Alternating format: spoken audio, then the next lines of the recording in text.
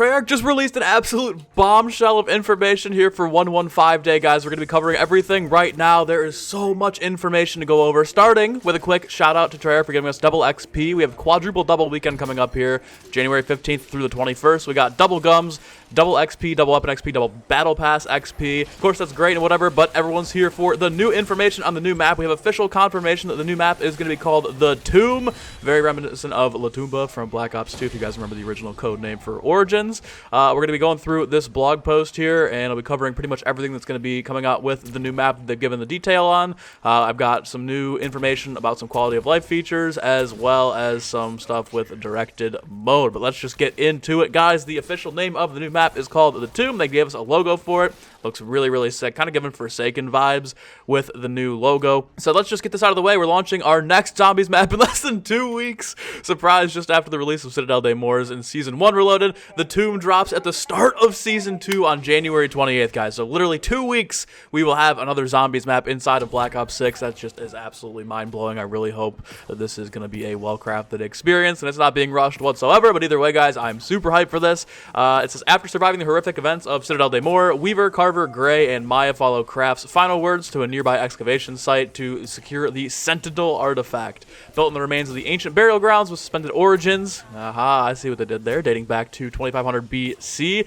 These catacombs went undisturbed for centuries until the early 1900s, and what lies beneath may run deeper than anyone ever imagined. Dude, this is just giving Origins vibes. I'm not saying this is going to be Origins 2.0 because with some of the screenshots it doesn't look like it, but I mean the vibe is definitely there.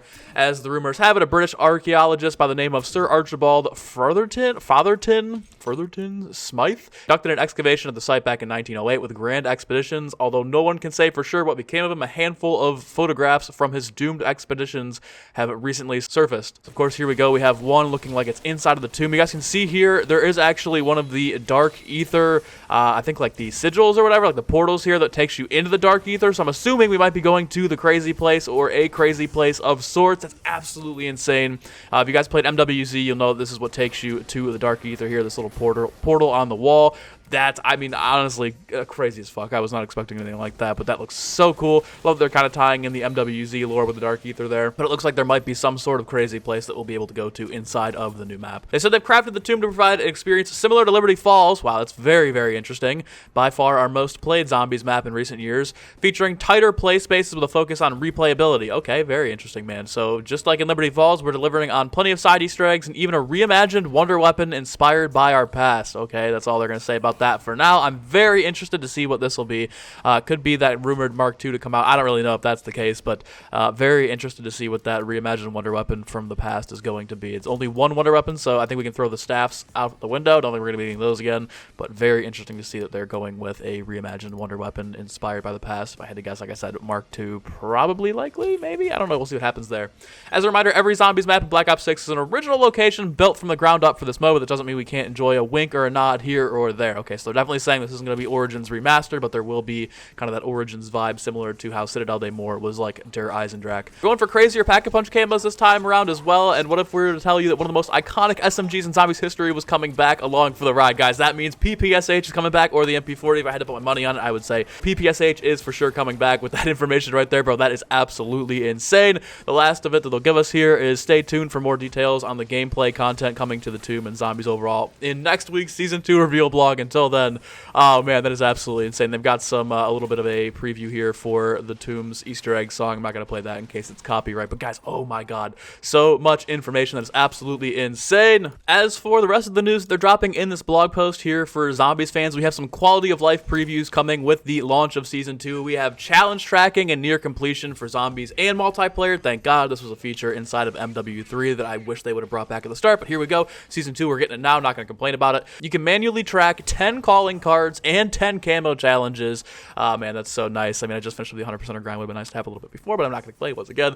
Really excited for this. This is a great quality of life update, especially moving forward with some of the new weapons that they'll be adding in. We're getting co-op pause, finally, man. I would assume this is going to work the same way it works in solo here, but it matches with everybody in the same party. The party leader will now be able to pause the game for everybody to regroup on a strategy or take a snack break during those high round runs. We know this has been one of the most requested things since launch, and we're excited to get it with Season 2. Hell yeah, Treyarch, thank you so much. much for that. We've got AFK kick loadout recovery. This is perfect, man. This is something that I wish that would have been in the launch, but I'm glad they're getting it in now. Is if a player gets kicked for going AFK in a co-op game, you'll now be able to rejoin and restore your loadouts. Thank God, because before they gave you some points when you came back in, but now you actually get your full loadout, which is absolutely insane to see. Glad they were able to find a fix for that. They also have the separate HUD for zombies and multiplayer. This is a little bit less important for people to only play zombies, but this is really nice for me because I play all 3 modes here. You can basically change your HUD now based on whatever game mode you're playing. Before, it was like if you were in zombies and you wanted to play a more classic experience, you had to turn a lot of the game mechanics off and whatnot, whereas when you switch to multiplayer, you're basically playing in hardcore. So I'm glad that they were able to find a workaround for this. I'm glad that this comes out with Season 2. They even said themselves here they wanted to get this one out sooner, but the team needed to focus on higher priorities as they came up. That's fine with me. I'd rather have it get it out and get other things fixed in the meantime while they work on stuff like this. Okay, here we go. We have some directed mode stats. I guess this is telling us how much directed mode has been a success or a failure here. We're going to find out. They said, fun fact, as of today, players have put in 480 million hours into Black Ops 6 Zombies. That's insane. Yet despite that frankly staggering statistic, our main quest completion rate across both Zombies maps at launch hasn't even cracked 4% before the release of the directed modes. Starting on November 14th, that all changed. Okay, cool. So our goal for the start of directed mode was simple: grow the zombies community by guiding new players through the main quest with some guardrails in place so they could experience the storyline and hopefully become lifelong zombies fans.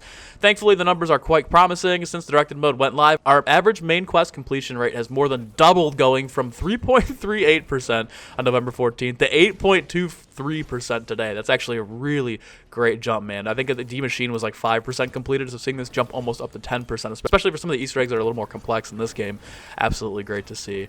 This means that still over 90% of people who have played Zombies haven't completed a main quest yet, so our mission continues, but we're proud of these initial results and excited to welcome some new players into the fold on this new feature, Onward and Upward. Hell yeah, Treyarch, love it. Lastly, they said here they had some fun with the Pack-a-Punch names. They're kind of just giving us a look down on where some of the inspiration for their Pack-a-Punch names for some of the weapons come from. I'm really not going to go over this too much, but I will leave it in the description below if you guys want to go over where they got their inspiration for a lot of these Pack-a-Punch names. And at the very end of this blog post, they linked a lot of different posts from people on Twitter showing off their favorite 115 day kind of stuff, whether it's artwork they've done or cosplays and whatnot. So again, if you want to check all that stuff out, definitely go check it out. Link in the description below. But guys, that is it. We have the Tomb coming January 28th, 2 weeks from today. That's absolutely insane, guys. So much information, so much content is coming. I'm so excited for all this, man. I am going to absolutely lose my mind. This is absolutely insane. This is really good, although I'm a little nervous for the future of the content coming after this. I wonder if we'll get more than 4 maps in the DLC season. I wonder if they'll end support a little bit early. I don't know. I don't have the answers, but for today, we can be very thankful for not only double XP for the remainder of the week, but also we get the Tomb coming out here in just under 2 weeks. I hope you guys enjoyed this video. Be sure to leave a like and subscribe if you're hyped for the new Zombies map. Let me know in the comments below what your favorite part of this blog post was in 115 day. Have a good rest of your day. Stay safe, stay hydrated. Peace.